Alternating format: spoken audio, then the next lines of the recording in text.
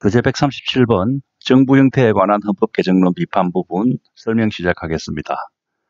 현행 1987년 헌법의 대통령제에 대해서는 여러 가지 문제점들이 지적되고 있습니다. 첫째로 대통령의 선출에 있어서 단순 상대다수의 득표만으로 대통령이 당선될 수 있도록 해서 그 민주적 정당성에 문제가 발생할 수 있다는 점, 또 대통령의 임기를 5년 단임제로 하여 그 재선을 배제함으로써 정치적 책임을 추궁하는 길이 막혀 있다는 점, 부통령제를 폐지해서 민주적으로 선출되지 않는 그런 국무총리가 대통령의 권한을 대행하는 문제가 있다는 점.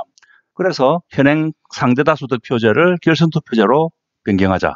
5년 단임제를 4년 중임제로 변경하자. 국무총리제를 부통령제로 변경하자. 이런 헌법 개정 주장들이 나오고 있는 것이죠. 그러나 결선투표제를 도입하게 될 경우에는 후보자의 난립을 유인해서 정당 분열을 조장하는 그런 문제가 생길 수가 있습니다. 따라서 소수당 대통령이 등장하게 될 확률을 더 높이게 되는 것이죠. 또 1차 투표와 결선투표에 걸친 후보자 간의 재휴의 과정에서 부패나 왜곡을 조장하게 되는 가능성도 있죠. 후보자가 난립하는 경우에는 공도로세 승자, 1대1로는 다른 모든 후보에게 이길 수 있는 그런 공도로세 승자가 결선투표에 진출할 수 없는 그런 문제가 생길 수도 있죠. 단임제는 여러 가지 문제가 있는 것은 사실입니다. 정치적 책임 추궁의 차단이라든가 조기의 레임덕이라든가 대통령의 임기 내의 모든 것을 결론 지으려는 조급증이라든가 여러 가지 문제점이 있는 것은 사실이지요. 그러나 4년 중임제를 채택한다고 해서 문제가 없느냐? 과연 해결책이 될 수 있을 것인가? 일단 우리 역사의 경험에서 보여주듯이 대통령의 임기의 고정성을 파괴해서 독재로 갈 위험성이 있습니다. 또 중임제를 한다는 것은 현직 대통령이 재선에 출마한다는 것이죠. 따라서 재선에 당선되기 위해서 현직 대통령이 모든 인적 물적 자원을 동원하는 인기 영합 정책의 폐해가 문제될 수 있습니다.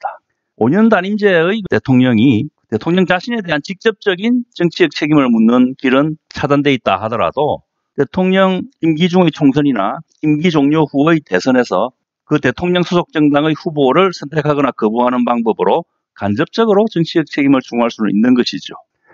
그리고 국무총리에 의한 권한대행도 이것은 새로운 대통령을 선출하기까지의 최장 60일에 그치는 선거관리 수준에서의 권한대행이기 때문에 국회의 사전 동의를 받는 정도로 족한 것이고 굳이 직접적으로 국민에게 선출될 필요는 있느냐.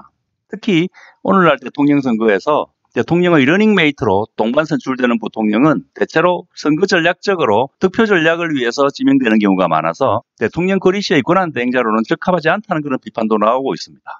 또한 흔히 주장되듯이 부통령직위를 정치의 지역구도 완화를 위한 수단으로 활용한다고 한다면 역설적으로 부통령 후보로도 지명되려면 소정의 지역 기반을 필요로 하게 되어서 결국 지역구도를 정부통령, 폭식으로 강화시킬 뿐이다. 이런 문제가 생기는 것이죠.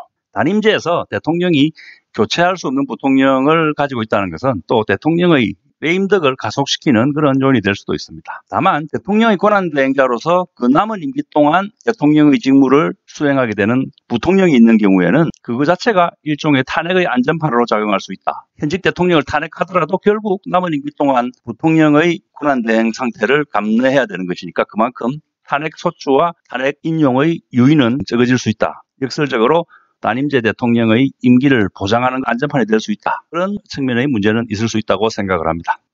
그 밖에 현행 헌법의 정부 형태에 대한 헌법 개정론에 대해서는 교재 144번에 또 따로 서술이 되어 있습니다.